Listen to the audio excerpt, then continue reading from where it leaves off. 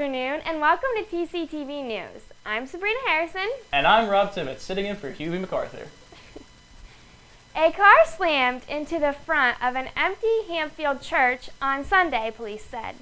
The driver lost control and struck a utility pole and tree before coming airborne and hitting the Herman No. 2 United Methodist Church shortly after 3 p.m. Police said the church was empty at the time. Pastor Bruce Anthony said services had been held in the morning. Anthony estimated the damages at $10,000 to $12,000. Officials did not release the name of the driver, but he was arrested at the scene. Businesses, big and small, have taken a beating from the power outages caused by the record-setting October snowstorm, and the losses are beginning to be tallied. Tens of thousands of Connecticut homes and companies are entering a second week without electricity.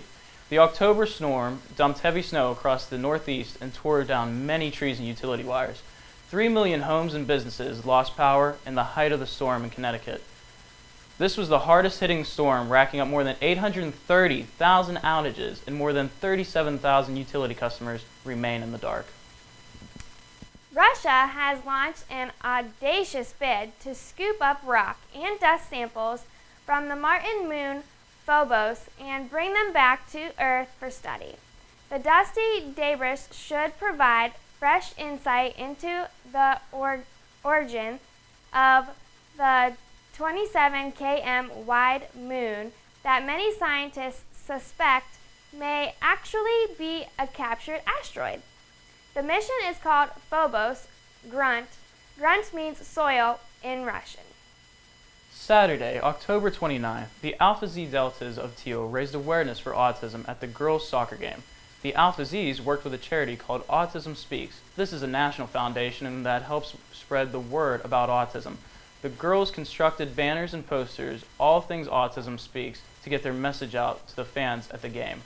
Sorority sold cookies and took donations for the cause. Thanks to everyone for coming out, and thanks for the support. Now let's see what The Rock is cooking in the kitchen with this week's segment. Do you think that I could get some chicky chicky? Maybe get a little finger sticky sticky. You my electrical lip bone flavor. I got to do you till the next. Hi and welcome to TC Cooking. I'm Marshawn. And I'm Ronell. Today we're going to be making pepperoni rolls. The ingredients for today are, we got dinner roll, classic. We got some pizza sauce, pepperoni, and cheese. So what we're first going to do, we're going to take 2 pieces of bread. Do that. I'll save mine for later. Now what he's going to do, he's going to rip both of them open, spread them open as wide as possible. Why? Well, that's just like how we like to do. We're going to get a little bit of cheese. We're going to put them on both. Some people, they like to do the pepperoni first, but since we're more unique, we do the cheese first, because cheese is most important. So you're going to put some cheese on it. Sprinkle a little cheese. Sprinkle. Now next we're going to take some pepperoni. Now this is Amore pepperoni, which is our personal favorite because it has the spiciness and the juiciness inside of it.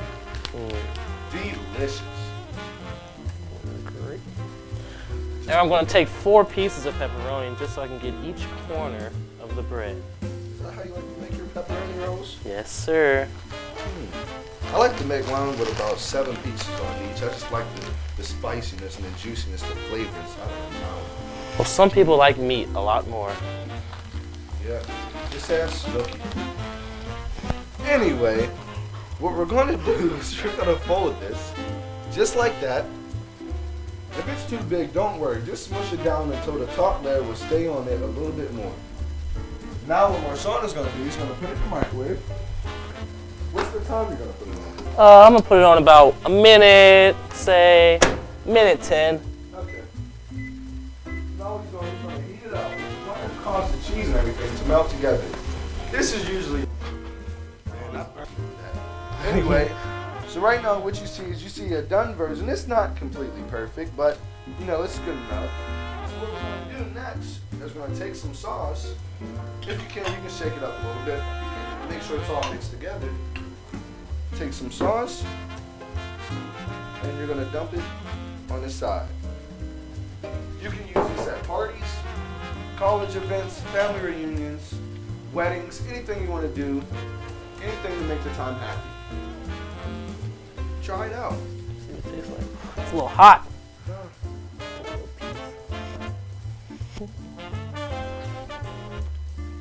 It's not bad.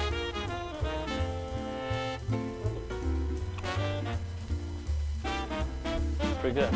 Well, that's all, folks. I'm Marshawn Hainsworth. And I'm Ronell Hunt. Stay tuned. Joe Paterno, Major College Football's oldest and perhaps most revered coach, was engulfed Monday in a growing scandal involving former defensive coordinator Jerry Sandusky, who was indicted on charges of sexually abusing 8 boys over 15 years.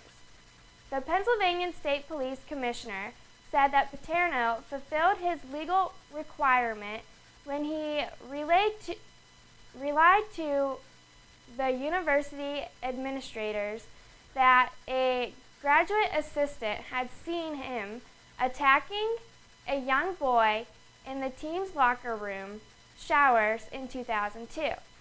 But the commissioner also questioned whether Paterno had a moral responsibility to do more.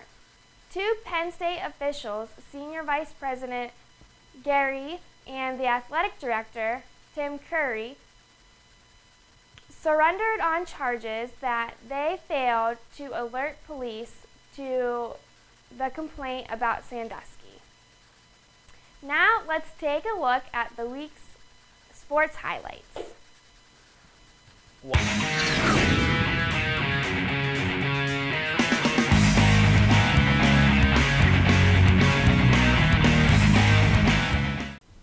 Thanks, Sabrina and Hubie. I'm Evan Proxell with TCTV Sports. The defense has lived up to the billing in the latest game of the century. Neither number 1 LSU nor number 2 Alabama could reach the end zone Saturday night, not even with extra time. The Tigers aren't complaining. They now have the inside track to the BCS title game. Drew Allman kicked a 25-yard field goal in overtime to lead LSU to a 9-6 victory over Alabama, which missed 4 field goals and squandered another scoring chance by throwing a goal line interception. Simply too many mistakes to overcome in a fierce defensive struggle that didn't produce a lot of style points. LSU still must win its last 3 regular season games and then would have to get through the SEC championship game. But the Tigers are the clear favorite after winning another huge game away from home, emerging with a victory in a matchup between 2 teams generally considered the best in the land. LSU put a lock on the top spot. Oklahoma State moved up to number 2 for the best ranking in school history, and Alabama slipped to number 4 in the Associated Press Top 25 poll after losing a 1 versus 2 showdown against the Tigers. LSU received 59 out of 60 first-place votes on Sunday. Oklahoma State moved up 1 spot after a wild 52-45 victory against Kansas State, and Stanford also inched up to number 3. Alabama slipped 2 spots. Boise State remained number 5 with 1 first-place vote. LSU, Oklahoma State, Stanford, Boise State, and number 11 Houston are the remaining unbeaten teams in major college football. Dan Duquette signed a 3-year contract Sunday to become the Baltimore Orioles president of baseball operations. The 53-year-old Duquette, who interviewed with the Orioles over the weekend, was farm director of the Montreal Expos from 1987 to 1991, and their general manager from 1991 to 1994. He then served as general manager of the Boston Red Sox from 1994 to 2002. He has not worked in a major league front office since leaving the Red Sox. Duquette takes over for Andy MacPhail, who stepped down last month after 4+ seasons. Duquette will attempt to turn around a franchise saddled with 14 consecutive losing seasons. Now let's take a look at a special edition of Teal Talk with Sorrell Parham and the quarterback of Teal College.